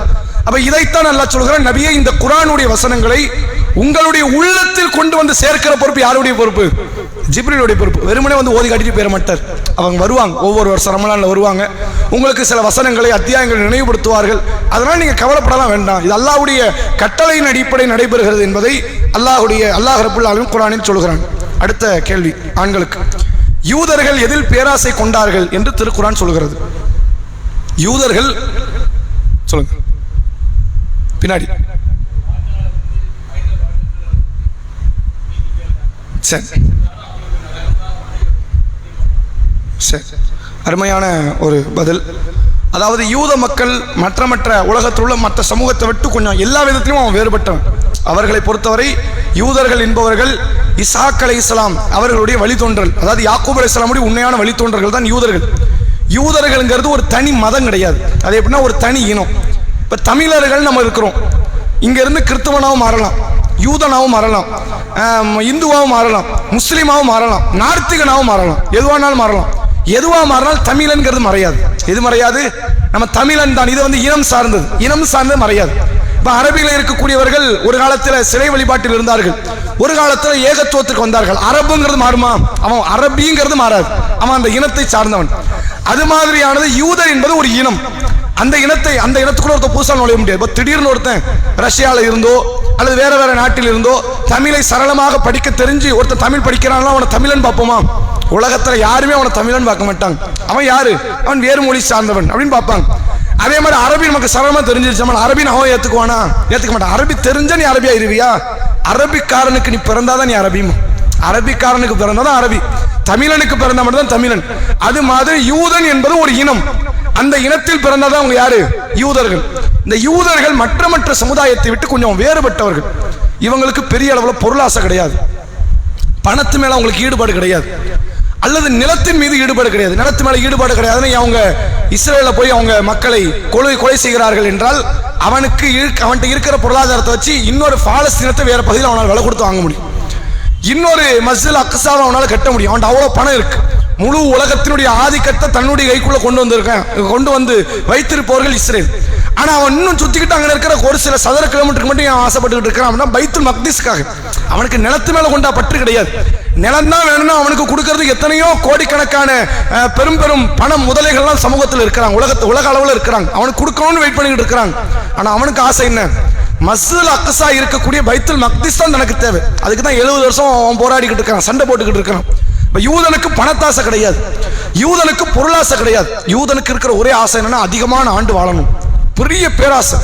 நான் வந்து மௌத்தே ஆயிடக்கூடாது, அதுக்கான ஆய்வுகளை நடத்தக்கூடியவனு இன்னைக்கு யூதன் தான் நடத்திக்கிட்டு இருக்கான். மௌத்தே ஆகாம வாழ முடியுமா? வாழவே முடியாதுங்கிறது குர்ஆன் சொல்ற தத்துவம். ஏதாவது ஒரு முயற்சி பண்ணி ஒரு மாத்திரை கண்டுபிடிச்சிட முடியாதா, ஒரு ஊசியை கண்டுபிடிச்சிட முடியாதா, அதிகாண்டு வாழ முடியாதா என்ற ஒரு முயற்சியில் மனிதர்கள் அந்த யூதர்கள் ஈடுபடுகிறார்கள். இவர்கள் தொடர்பாக அல்லாஹ் ரப்புல் ஆலமீன் சொல்கிறான், வல தஜீதன்னஹும் அஹ்ரஸன் நாஸ், மனிதர்களில் அதிக பேராசைப்பட்டவர்களாக நபியை நீங்கள் பார்ப்பீர்கள்.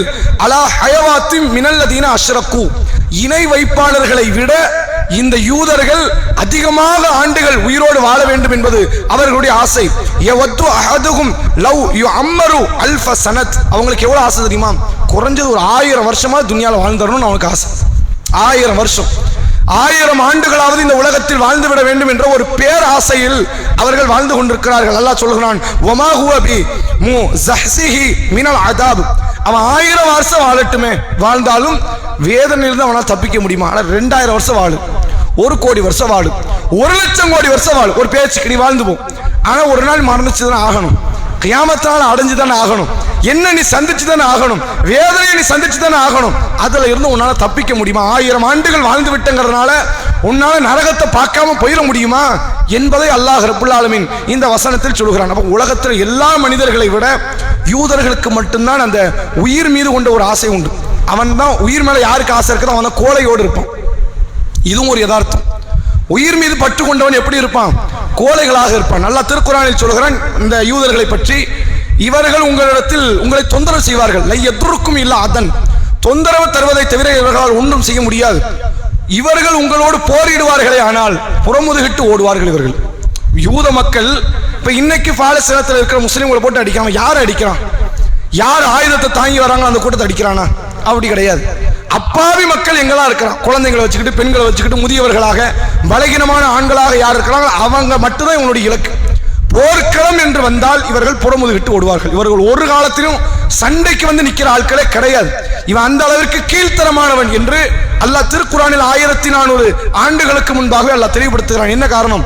யாருக்கு அதிகமான ஆண்டு வாழணும்னு ஆசையோ அவனுக்கு பயம் அதிகமாக கலந்து கோழை புத்தி தான் வரும். அதனால தான் ரசூல் ஸல்லல்லாஹு அலைஹி வஸல்லம் அவங்க சொல்றாங்க, நமக்கு அதிகமான ஆண்டு வாழணும்னு ஆசைப்படக்கூடாது. நம்ம அல்லாஹ் கிட்ட ஒவ்வொரு தொழுகைக்கு பிறகு ஓதுகிற முக்கியமான துவா என்ன தெரியுமா? அல்லாஹும்ம இன்னி அஊது பிக்க மின் அர்தலில் உமூர். யா அல்லாஹ், அதிகமான ஆண்டுகள் இந்த உலகத்தை வாழ்றதை விட்டு உன்கிட்ட பாதுகாப்பு தேடுறேன். தள்ளாத வயது வரும்ல, ஒரு நேரம் போய் என் திடகாத்திரத்தை இழந்து நான் கீழே விழற நேரம், படுக்கையில விழற நேரம்னு ஒரு காலம் வருமே, அது வரைக்கும் ரூஹை கொண்டு போயிரு, அதுக்கு முன்னாடி எடுத்துருங்கிறாங்க ரசூலுல்லாஹ். இதை கேட்க சொல்றாங்க. எல்லாரும் தொழுகை முடிந்த பிறகு இந்த துவாவை கேளுங்க. ரொம்ப வருஷம் வாழணும் ஆசைப்படாதீங்க, வேண்டாது. 60 தாண்டி 70 தாண்டி 80 தாண்டி திடகாத்திரத்தை ஒரு நாள் நீங்க இழக்கிறீங்க அப்படின்னா நீங்க வாழ்ந்து அது மையத்து மாதிரி தான், மதிப்பு கிடைக்காத ஒரு வாழ்க்கை. சட்டு புற்று முட்டையை கட்டிட்டு கிளம்பிடணும். அதுக்கு நீங்க ஆசைப்படுங்க, அல்லாஹ் கிட்ட இப்படி கேளுங்க நாங்க ரசூலுல்லாஹ். அதே போன்று எப்போது மரணத்தின் மீது நமக்கு ஒரு வெறுப்பும், எப்போது வாழ்க்கையின் மீதும் அளவு கடந்த ஒரு ஆசை வருகிறதோ அன்றைக்கு உள்ளத்தில் வகன் குடியேறும் நாங்க ரசூலுல்லாஹ். அப்படி வகன் குடியேறிவிட்டால் சக முஸ்லிம் அடிபடும் போது உனக்கு துடிப்பு வராது, உனக்கு பெரிய அளவில் அதிர்ச்சி, ஒரு பெரிய மனக்கவலை வராது. நான் அந்த பிச்சா போதுங்கிற ஒரு மைண்ட் செட்டுக்கு நீ வந்துருவேன். அதையும் அல்லாஹ்வுடைய தூதர் அவர்கள் சொல்கிறார்கள். மரணத்தை நேசிக்கிற இடத்தில் முஸ்லிம்கள் இருப்பார்கள், மரணத்தை வெறுக்கிற இடத்தில் யார் இருப்பார்கள்? யூதர்கள் இருப்பார்கள். ரசூலுல்லாஹ் இது தொடர்பாக இன்னொரு செய்தி கூட சொல்றாங்க. இறுதி காலத்துல யூதர்கள் எல்லாம் முழுமையாக அழிக்கப்படுவார்கள். இதை இஸ்லாம் சொல்லுது. கியாமத் நாள் நெருக்கத்தில் யூதர்கள் ஒரு யூதன் கூட இல்லாத அளவிற்கு முழுமையாக அந்த இனமே ஒட்டுமொத்தமாக அழித்தொழிக்கப்படும், முஸ்லிம்களால் அழிக்கப்படும் நாங்க ரசூலுல்லாஹ். நீங்க யோசிச்சு பாருங்க, அன்னைக்கு அந்த ஹதீஸ் எல்லாம் பார்க்கும்போது எதுக்கு அந்த மக்களை நம்ம கொல்லணும்னு தோணும். இப்ப பாருங்க, அவன் பண்ற அட்டூழியத்துக்கு சும்மாவே விடக்கூடாதுன்னு தோணும். அவ்வளவு அட்டூழியம் பண்றான். எந்த அளவுக்கு அந்த யூதனுக்கு எதிராக முழு உலகமே திரும்பும் அப்படின்னா, முஸ்லிம்கள் யூதர்களை எதிர்த்து சண்டையிடுவார்கள். யூதம் பயந்து ஒரு பாறைக்கு பின்னாடி போய் ஒளிவான். எங்க ஒளிவான்? ஒரு பாறைக்கு பின்னாடி ஒளிவான். அந்த பாறை பேசுமா, முஸ்லிமே என் பின்னாடி தான் யூதன் நிக்கிறான், வந்து அவனை கொள்ளு அப்படின்னு. அந்த பாறைக்கு கூட அவன் மேல இறக்கம் இல்லை. பாத்தீங்களா, இந்த பொதுவாக சொல்லுவாங்கல்ல, இந்த அவனுக்குலாம் கல் நெஞ்சு, அந்த கல்லுக்கு கூட கொஞ்சம் கூட ஈரம் இல்லை இவன் மேல. ஏன்? இவன் உண்மையிலே அழிக்கப்பட வேண்டிய ஒரு ஜென்மம், இவன் வாழ வேண்டிய ஒரு கேஸ் கிடையாது, சாக வேண்டிய கேஸ். அதனால தான் அல்லாஹ்வுடைய தூதர்கள் சொன்னார்கள், இறுதி காலத்தில் யூதர்களுக்கும் முஸ்லிம்களுக்கும் மத்தியில் ஒரு யுத்தம் நடக்கும், முஸ்லிம்கள் ஒட்டுமொத்த பேர் அந்த யூதர்களை முழுமையாக கொன்றொழிப்பார்கள் என்பதை மார்க்க நமக்கு ஒரு அடிப்படை நம்பிக்கையாகவே நமக்கு சொல்லித் தருகிறது. அந்த அளவிற்கு அவன் உயிர் மீது ஆசைப்படக்கூடிய, அதிக ஆண்டு வாழ வேண்டும் என்று ஆசைப்படக்கூடியவன். ஆனால் அதனால தான் இவ்வளவு அரிது மன்றம். யார் அப்பாவி மக்கள் அவர்கள் மட்டும் கொன்று ஒழிப்பது, பெரிய பெரிய பணக்காரனுடைய பிளாக்மெயில் பண்ணி அவனுடைய அடிமடியில கை வைப்பது, இவன் எல்லா உலகத்தினுடைய அத்தனை ஆதிக்கத்தையும் பெற்றிருக்கிறான். இந்த 70 வருஷம் சும்மா எல்லாம் கிடையாது. சும்மா வந்து ஒரு நாட்டுக்குள்ள குடியேறி ஒரு நாட்டு மக்களை அடிக்கல. எதனால பிற நாட்டுக்காரன் இவனை எதிர்க்க முடியல தெரியுமா? அத்தனை நாட்டினுடைய பொருளாதாரத்தின் அடித்தளம் வேண்டுதான் இருக்கு. எவனாவது ஏதாவது பேசுறாங்கன்னா பொருளாதாரத்தை கவுத்தி விட்டு போயிருவான். எந்த அளவுக்கு கேட்டால், அமெரிக்காவினுடைய அதிபரை கொலை செய்யக்கூடிய அளவுக்கு இவன் ஆற்றல் இருக்கு. முன்னாள் அதிபரை வந்தா கொல்லவும் செஞ்சான். இஸ்ரேலில் இருக்கக்கூடியவன் தான். இவனுடைய அந்த இருக்கக்கூடிய அந்த கூட்டம், மொசாத் என்று சொல்லக்கூடிய கூட்டம் தான் அன்றைக்கு அமெரிக்காவில் இருந்த, அதாவது அமெரிக்காவினுடைய முன்னாள் அதிபராக இருந்த ஒரு நபரை போகிற வழியில கார்ல துப்பாக்கி சூடை நடத்தி கொன்றவன். அமெரிக்கா அதிபரை கொலை செய்யக்கூடிய அளவுக்கு இவன் ஆற்றல் உண்டு, இவன் அவ்வளவு பெரிய பவர் உண்டு. அவ்வளோத்தையும் வச்சுக்கிட்டு ஒரு சின்ன நாட்டில் பாலஸ்தீனத்தை மட்டும் அவன் சண்டையிடுவதற்கு மஸ்ஜித் அக்ஸா மட்டும் தான் காரணம். அங்க மஸ்ஜித் அக்ஸா இல்லைன்னா இவன் எதுக்கு அங்க போய் நின்று சண்டை போடும்? அவசியமே கிடையாது. அவன் வேற இடத்துல இவன் இதை விட பெரிய நாட்டை அவன் கட்டமைக்க முடியும். அப்ப அவன் பலகீனத்தை வெளிப்படுத்தாமல் பிற நாடுகள் பிளாக்மெயில் பண்ணி தனக்கு கீழே ஆதிக்கத்திற்கு கீழே கொண்டு வந்து அப்படித்தான் தன் ஆட்சியை அமைக்கிறானே தவிர ஒரு போர்க்களம் ரீதியாக எந்த நாடுமே அவனுக்கு கண்டனம் தெரிய மாட்டேங்குது. எந்த நாடுமே பெரிய பெரிய வல்லரசு நாடுகளாக இருக்கிற ரஷ்யா பெரிய கண்டனம் கிடையாது, அமெரிக்கா கண்டனம் கிடையாது, முதுகெலும்பு இல்லாத முஸ்லீம் கண்ட்ரி அதுவும் கண்டனம் கிடையாது. இந்த கண்டனம் தெரிவிக்கிற நாடுகள் நீங்க பாத்தீங்கன்னா நீங்க 1-2 இந்த வடகொரியாங்கிற மாதிரி நாடு, அப்படி தெரிவிக்கிறவனை கூட சமூகத்தில் அவனை கெட்டவன் மாதிரி கட்டிட்டாங்க. வடகொரியா நீங்க கேட்டு பாருங்க, சமூகத்தில் மோசமான நாடு பாது, அந்த நாட்டில் இருக்கிறவன் மனுஷ பயலாம் ரொம்ப மிருகம் அப்படிம்பாங்க. வடகொரியாவுக்கு நம்ம யாரும் போனது கிடையாது. ஆனா உலகம் முழுக்க மீண்டும் மீண்டும் மீடியாவில் எது நினைவுபடுத்துவான், வடகொரியாவில் இருக்கிற ஜிம் ஜாங் ஜுங் அப்படின்னு ஒருத்தர் இருக்கான, ஆளு பெருசா குண்டா உட்காந்துக்கிட்டு அவனை பெரிய கெட்ட மாதிரியே சமூகத்தை கட்டமைப்பாங்க. இஸ்ரேலை எதிர்த்து முதல்ல குறை கொடுத்த ஒரு ஆட்சியாளர் என்றால் அந்த வடகொரியாவினுடைய அதிபர் மட்டும், வேற யாரும் பேசல. அப்ப எவன் தன்னை எதிர்த்து பேசுறான்னு அவனை சமூகத்தில் கெட்ட மாதிரி ஆக்கிறது, அவனை சும்மா நம்ம அடிக்க முடியாது அப்படின்னு. இந்த அளவிற்கு தன்னுடைய கோழைத்தனத்தில் தான் தன்னுடைய கட்டமைப்பை அமைத்திருக்கிறான் ஈரான். அதான் ஒரு சில நாடுகள் தான், ஒரு சில நாடுகளை தாண்டி பெரிய பெரிய அளவில் எந்த நாடுகளும் பொருளாதாரம் இருக்கிற நாடுகள் அவனை கட்டமைக்க, அவனை எதிர்க்க முடியாத அளவிற்கு பொருளாதாரத்தினுடைய மொத்த பிடிமானம் அவங்க தான் இருக்கு. அவன் நினைச்சா எந்த நாட்டை கவுத்திரலாம் என்ற ஒரு மனநிலையில் தன்னுடைய ஆட்சியை அமைத்திருக்கிறான். இது கோழைத்தனத்தினுடைய ஒரு வெளிப்பாடு என்பதைத்தான் திருக்குரானில் அல்லாஹ் இந்த வசனத்தின் வாயிலாக சொல்லித் தருகிறான். அடுத்த கேள்வி, எதன் மீது யூதர்கள் அதிகமாக நேசம் ஊட்டப்பட்டார்கள் என்று அல்லாஹ் திருக்குர்ஆனில் சொல்கிறான். யூதர்கள் அதிகமாக நேசமூட்டப்பட்ட காரியம் எது? காளைக்கன்றை. சரியான பதில். எதனால் அது காளைக்கன்று?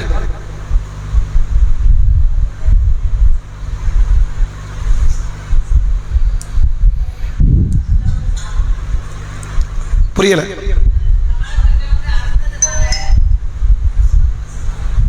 இல்ல, காளைக்கன்று மீது அவங்களுக்கு நேசம் அதிகமாக வர என்ன காரணம்?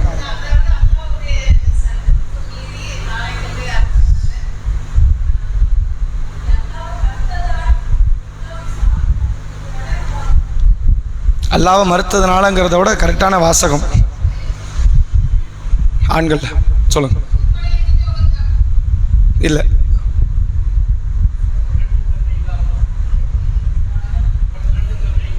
வேற இல்ல.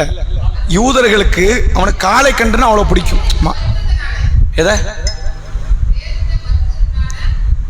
அந்த மாடு மேல அவனுக்கு என்ன அவ்வளவு பிரியம் அப்படின்னு அல்லாஹ் குர்ஆன்ல சொல்றான்.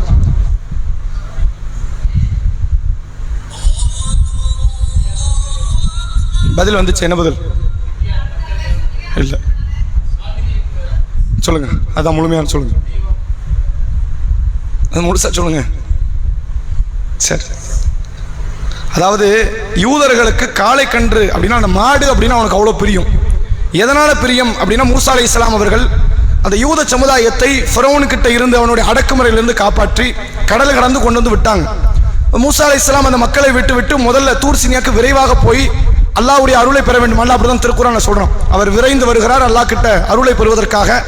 வந்து அல்லாஹ் கிட்ட பேசும்போது அல்லாஹ் என்ன சொல்றான்? உன் சமுதாயத்தை விட்டுட்டு முன்னாடி வந்ததுக்கு என்ன காரணம்? உன்னுடைய அருளை பெறுவதற்கு அப்படிங்கிறாங்க. உன் சமுதாயத்தை சாமிரி வழிகெடுத்துட்டான், போய் பாரு அப்படின்னு.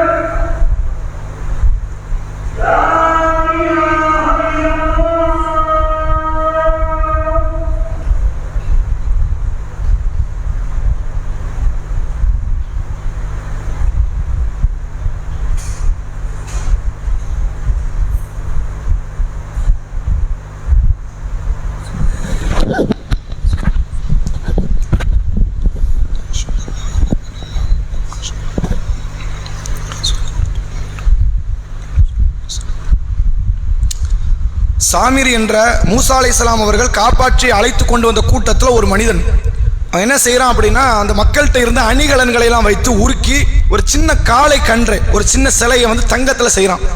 மூசா அலைஹிஸ்ஸலாமுடைய காலடி மண்ணை எடுத்து தூக்கி அதில் போடுறான். அந்த மாடு சத்தம் இட்டதுன்னு அல்லாஹ் திருக்குர்ஆன்ல பேசுறான். நம்ம இதெல்லாம் முன்னாடி தெரிஞ்சுக்கிட்டோம். அந்த மாடு என்ன பண்ணுது? சத்தம் போடுது. ஒரு பொம்மை சத்தம் போடுமா? சிலை சத்தம் போடுமா? போடாது, போடக்கூடாது. அதான் யதார்த்தம், உலகத்தினுடைய யதார்த்தம். சத்தம் இட்டதுங்கிறான்ல, அது உண்மையிலே சத்தம் போட்டுச்சு. அப்போ ஒரு முறை அது சத்தம் போட்டோன்னு என்ன ஆயிடுச்சு அப்படின்னா, சாமிரி அந்த மக்களை வழிகெடுக்கிறான். இதுதான் உங்களுடைய உண்மையான கடவுள். மூசா வழிகட்டு போயிட்டாரு.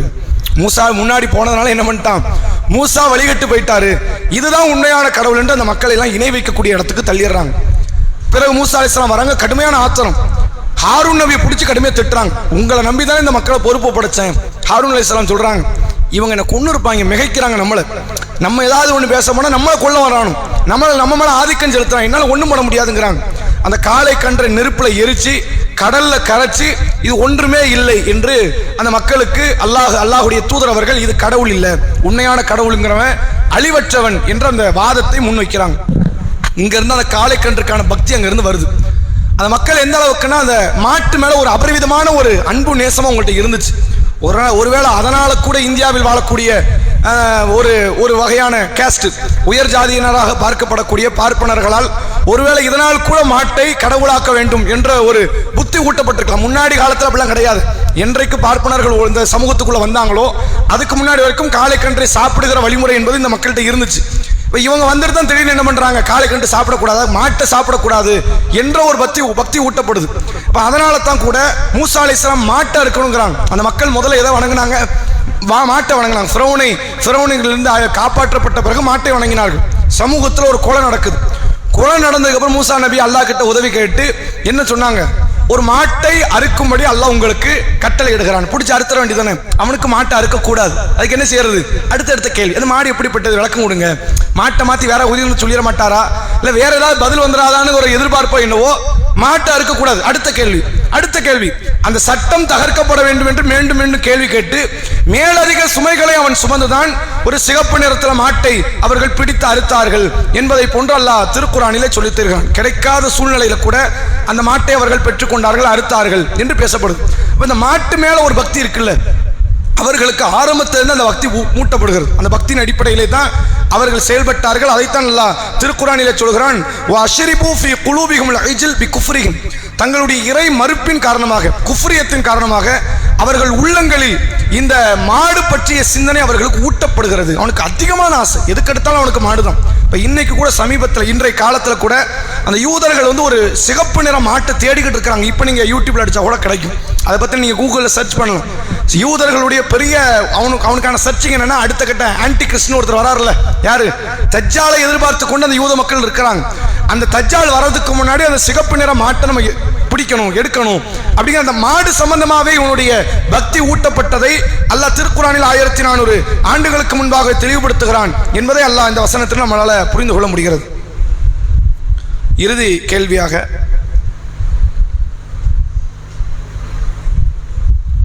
அல்லாஹ் அருளிய வேதத்தை நம்புங்கள் என்று அவர்களுக்கு சொல்லப்பட்டால் அவர்கள் என்ன பதில் சொன்னார்கள்? அல்லாஹ் அருளிய வேதத்தை நம்புங்கள் என்று அவர்களுக்கு சொல்லப்பட்டால் அவர்கள் என்ன பதில் சொன்னார்கள்? சொல்லுங்க.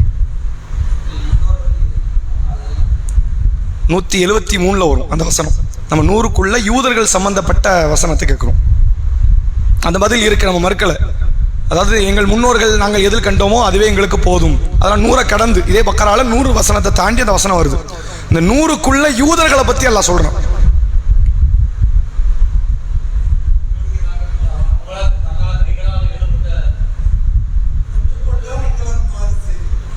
இல்ல அது இந்த வார்த்தையெல்லாம் அந்த 100 வசனத்துக்குள்ள இருக்கு. ஆனா இந்த வாதத்தை நபி அவங்க வைக்கிறாங்க. அல்லாஹ் அருளியதை நீங்கள் பின்பற்றுங்கள் என்று அவர்களுக்கு சொல்லப்பட்டால் அவர்கள் ஒரு வாதத்தை வைத்தார்கள் என்று அல்லாஹ் சொல்றான்.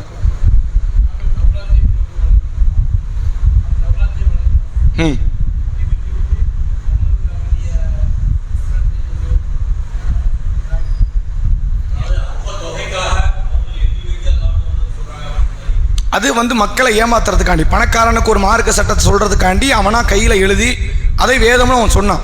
ஆனா குரானை பின்பற்றுன்னு சொல்லும் போது அவனுடைய பதில் என்னவா இருந்துச்சு? இறுதி வேதம் பா, குரானை பின்பற்று அப்படின்னு அவன்கிட்ட சொல்லும் போது அவனுடைய பதில் என்ன? பெண்கள்கிட்ட புரியல சார், இதான் பதில். சரி, அவங்க சொல்ற பதில் தான் சரியான பதில். அதாவது அல்லாஹ் திருக்குர்ஆனில் சொல்கிறான், பக்கரா 91வது வசனம், இதா கீல லகும் ஆமினு பிமா அன்ஸலல்லாஹ். அல்லாஹ் அருளியதை நம்புங்கள் என்று அவர்களுக்கு சொல்லப்பட்டால், காலு நுக்மினு பிமா உன்சில அலைனா, எங்களுக்கு அருளப்பட்டதை நம்புவோம். எதை நம்புவோம்? தௌராத்தை நம்புவோம். ஓ யக்ஃபுருன பிமா வராஹு, அதற்கு பின்னாடி இருக்கிற எல்லாத்தையும் நாங்கள் மறுத்துருவோம். அதனால தான் இஞ்சிலை ஏத்துக்கல. யூதர்கள் எதை ஏத்துக்கல? இஞ்சிலை ஏற்றுக்கொள்ளவில்லை. நீங்க பார்க்கலாம், இன்னைக்கு கிறிஸ்துவ மக்கள்கிட்ட 2 விதமான பைபிள் உண்டு. பழைய ஏற்பாடு, புதிய ஏற்பாடு. பழைய ஏற்பாடு என்பது மூசா அலைஹிஸ்ஸலாம் அவர்களுக்கு வழங்கப்பட்ட தௌராத்தை தான் அவன் பழைய, அது உண்மையான தௌராத் இல்லை, அது போலி, அது மத்தெல்லாம் கலந்து கலப்படம் இருக்குன்னு வைங்க. ஆனால் கிறிஸ்துவ மக்களை பார்த்தால் தௌராத்தையும் ஏற்பார்கள், இஞ்சிலையும் ஏற்பார்கள். அதான் பழைய ஏற்பாடு, புதிய ஏற்பாடு. யூத மக்கள்கிட்ட வேதம் எடுத்துக்கிட்டீங்கன்னா பழைய ஏற்பாடு மட்டும் தான் இருக்கும், தௌராத் மட்டும் தான் அவர்கள்ட்ட உண்டு. அவர்கள் இஞ்சிலை ஏற்றுக்கொள்ள மாட்டார்கள். இது இவங்கள்ட்ட உள்ள வேறுபாடு. அல்லாஹ் சொல்லுகிறான், யூதர்கள் சொல்லுகிறார்கள், நாங்கள் தௌராத்தை மட்டும் தான் ஏற்போம், எங்களுக்கு அல்லாஹ் தானே கொடுத்தான், அதை தாண்டி இன்னொன்றுலாம் நாங்கள் பின்பற்ற மாட்டோம், நாங்கள் அதாவது இஞ்சிலை ஏற்றுக்கல, குரானை மட்டும் நாங்கள் ஏற்போமா என்று அந்த மக்கள் குரானை அவர்கள் நிராகரித்தார்கள் என்று அல்லாஹ் சொல்றான். அதனால தான் அல்லாஹ் ரசூலுல்லாஹ் வாழுகிற காலத்துக்கு மட்டும் ஒரு சட்டம் சொல்றான், நபியை நீங்க வாழ்ற அந்த காலத்துல ஒரு குற்றவியல் ரீதியான ஒரு தண்டனை வருதுன்னு நீங்க ஷரியத்துக்கான பிரச்சனைக்கான தீர்வு வரும் என்றால் தௌராத் வாசிகளுக்கு தௌராத்துல இருந்து பதில் கொடுங்கிறாங்க. குர்ஆன்ல இருந்து வேண்டாம், அவங்களுக்கு மட்டும். தௌராத் வாசிகளுக்கு தௌராத்துல இருந்து பதில் கொடுங்க, இஞ்சில் வாசிகளுக்கு இஞ்சில இருந்து பதில் கொடுங்க, ஏனைய முஸ்லிம்களுக்கு குர்ஆன்ல இருந்து பதில் கொடுங்க. இது குற்றவியல் சட்டத்துக்கு மட்டும், இது நபி காலத்துக்கு மட்டும். நபி காலத்தை கடந்த அந்த சட்டம் வந்து செல்லுபடி ஆகாது. ரசூல்லா காலத்துல வந்து ஒரு பஞ்சாயத்து, ஒரு மனிதர் வந்து விபச்சாரம் பண்ணிட்டாரு அப்படின்னு யூத மக்கள், நபிதான ஹிலாஃபத்துல கலீஃபாவா இருக்கிறாங்க, அப்ப அந்த மக்கள் நபியை தேடி தானே வரணும். யூதர்கள் என்ன பண்றாங்க, விபச்சாரத்துடைய ஒரு குற்றச்சாட்டை கொண்டு வந்து வைக்கிறாங்க. செஞ்சவன் யூதன். இப்ப யூதனுக்கு எதுல இருந்து பதில் கொடுக்கணும்? குர்ஆன்ல இருந்து இல்ல, தௌராத்துல இருந்து.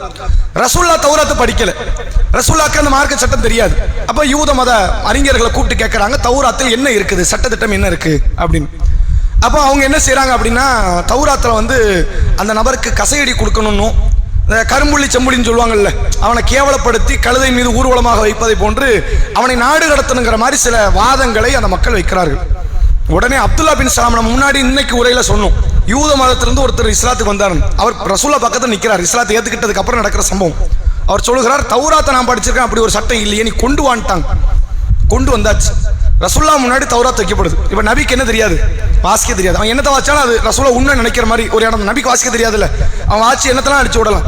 வாசித்து கொண்டே இருக்கும்போது டக்குன்னு கையை வச்சு மறைக்கிறான், இப்படி மறைச்சிக்கிட்டு இப்படி வாசிக்கிறான், ஒரு இடத்தை இப்படி மறைச்சிக்கிட்டு இப்படி வாசிக்கிட்டே வரோம். அப்துல்லா பின் சலாம் கண்டுபிடிச்சார், நீ கையை எடு, அதை எதை மறைக்கிற காட்டு அப்படின்னு. கையை எடுத்ததுக்கு அப்புறம் உள்ள என்ன இருக்கு, ரஜ்ஜமுடைய சட்டம். நம்ம சமுதாயத்திற்காவது பேச்சுலர்ஸ் விபச்சாரம் பண்ணா 100 கசையடி, ஓராண்டு நாடு கடத்தப்படணும். 100 கசையடி கொடுத்து ஒரு வருடம் நாடு கடத்தப்படணும். ஃபேமிலி மேனா இருப்பாங்கல்ல, திருமணமான ஆண்களோ பெண்களோ விபச்சாரம் செய்து விட்டால் உயிரோடு இருக்கும் போது கல்லால் அடித்து அவர்கள் கொலை செய்யப்படணும் அப்படின்னு மார்க்கம் சொல்லுது. அவங்களுக்கு யார் விபச்சாரம் பண்ணாலும் சரி, பேச்சுலர் ஃபேமிலி மேன்லாம் கிடையாது, எல்லாருக்குமே கல்லை கொண்டு அடித்து அவர்கள் கொலை செய்யப்பட வேண்டும் என்பதுதான் அவர்களுக்கான மார்க்க சட்டமாக இருந்தது. அப்படிதான் தௌராத்தில் இருக்கு. அந்த சட்டத்தை ஏற்று நபி அவர்கள் அப்படிப்பட்ட தண்டனையை கொடுத்தார்கள். இது ஆட்டோமேட்டிக் என்ன மனநிலை கொண்டு வரும் யோசிச்சு பாருங்க. எதுக்கு ரசூல்லா காலத்துக்கு மட்டும் அந்த சட்டத்தை கொடுக்குறான்? ஆனா நம்ம வேதத்தை விட இந்த வேதம் கொஞ்சம் கம்மியாக சட்டம் சொல்லுது. தௌராத்து கொடுக்குற அந்த ஸ்ட்ராங்கான சட்டத்தோட ஒப்பிடும்போது குர்ஆன் சொல்றது கொஞ்சம் லேசான சட்டமா இருக்கு. எல்லா மக்களும் குர்ஆனை நோக்கி வருவாங்க. அதுக்காண்டி நீ குர்ஆனை பின்பற்ற வேண்டாம், சட்டத்தை ஓன் வேதத்திலிருந்து எடுப்போம் அப்படின்னு எடுத்துட்டு அவன் இதை வச்சுதான் இத்தனை வருஷமா ஏமாத்திக்கிட்டு இருந்தான். மூசா அலைஹிஸ்ஸலாம் காலத்துல இருந்து அவன் ஏமாத்துல இருந்தது. ஒரு உயர்ந்தவனுக்குன்னு வரும்போது மார்க்க சட்டத்தை மறைச்சிருவான், தாழ்ந்தவன் வரும்போது மார்க்க சட்டத்தை பேசுவான். நீ தௌராத்தை ஏற்பண்ண, உனக்கு தௌராத்தானே முக்கியம், நீ கொண்டு வா, உன் வேதத்தை கொண்டு வா, உன் வேதப்படியே சட்டத்தை கொடுத்துருவோம், தண்டனை கொடுத்துரும் அப்படின்னு அந்த மக்கள் பயப்பட ஆரம்பிக்கிறான். அடனா நம்ம வேதத்தை எடுத்தா கிழிஞ்சிரும் நிலைமை. குர்ஆனை விட நம்ம சட்டம் ரொம்ப கஷ்டம், கடுமையான சட்டம். இப்படித்தான் இந்த மக்கள் வந்து தௌராத்தை விட்டு, அதாவது அந்த மார்க்க சட்டம் குர்ஆன் சொல்லக்கூடிய அந்த அடிப்படைக்குள் நுழைந்ததற்கான ஒரு காரணமே ஒண்ணுமே கிடையாது. நீ குர்ஆன் பின்பற்றவே வேண்டாம், குர்ஆன் சட்டத்துக்கு நீ வர வேண்டாம், ஷரியத்துல ஓ வேதப்படி தண்டனை கொடுப்போம், நீ வா அப்படின்னு அவன் பயப்பட ஆரம்பிக்கிறான். குர்ஆனோடு ஒப்பிடும்போது நம்ம வேதம் கடுமை, நம்ம இவ்வளவு நாள் ஏமாத்திக்கிட்டு இருந்தோம், இவரை ஏமாற்ற முடியாது என்கிற சூழ்நிலை வந்தது. அப்ப அல்லாஹ் திருக்குர்ஆனில் சொல்கிறான், இதா கீல லஹும் ஆமினு பிமா அன்ஸலல்லாஹ், அல்லாஹ் அருளிய இந்த குர்ஆனை பின்பற்றுங்கள் என்று அவர்களுக்கு சொல்லப்பட்டால், காலு நுக்மினு பிமா உன்சில அலைனா, எங்களுக்கு அருளப்பட்டதை மட்டும்தான் பின்பற்றுவோம், வ யக்ஃபுருன பிமா வராஹு, அதற்கு பின்னாடி வந்து எல்லாத்தையும் நாங்கள் மறுத்துருவோம். இந்த மனநிலை. அதனால இன்ன வரைக்கும் யூதர்கள்ட்ட பழைய ஏற்பாடு என்ற அந்த தௌராத் மட்டும் இருக்கிறது. கிறிஸ்தவர்கள்ட்ட நீங்க பாருங்களேன், அவனுக்கு இவனுக்கு பெரிய வேறுபாடெல்லாம் கிடையாது.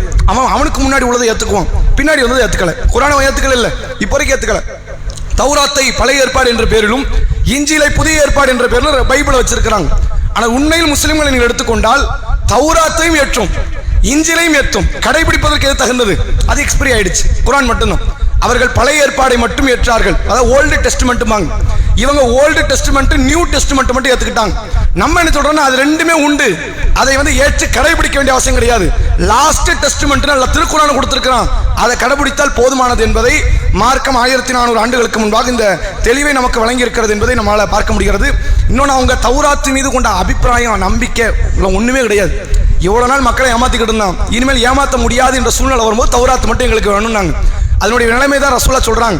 யூதர்களை பற்றி நபி அவர்கள் சொல்லும் பொழுது, இவர்கள் யாராவது ஒருவர் தவறு செய்வார்களே, ஆனால் ஒரு திருட்டு கூட்டம் நடக்குது, வேற ஏதாவது ஒரு பாவம் செஞ்சாங்க அப்படின்னா பணக்காரன்ட்ட பணத்தை வாங்கிடுவான், ஏழை கிட்ட தங்களுடைய சட்டத்தை நிறைவேற்றுவார்கள். அதனால தான் ரசூலா சொன்னாங்க, இதனால் ஒரு சமூகத்தை அழிச்சான்.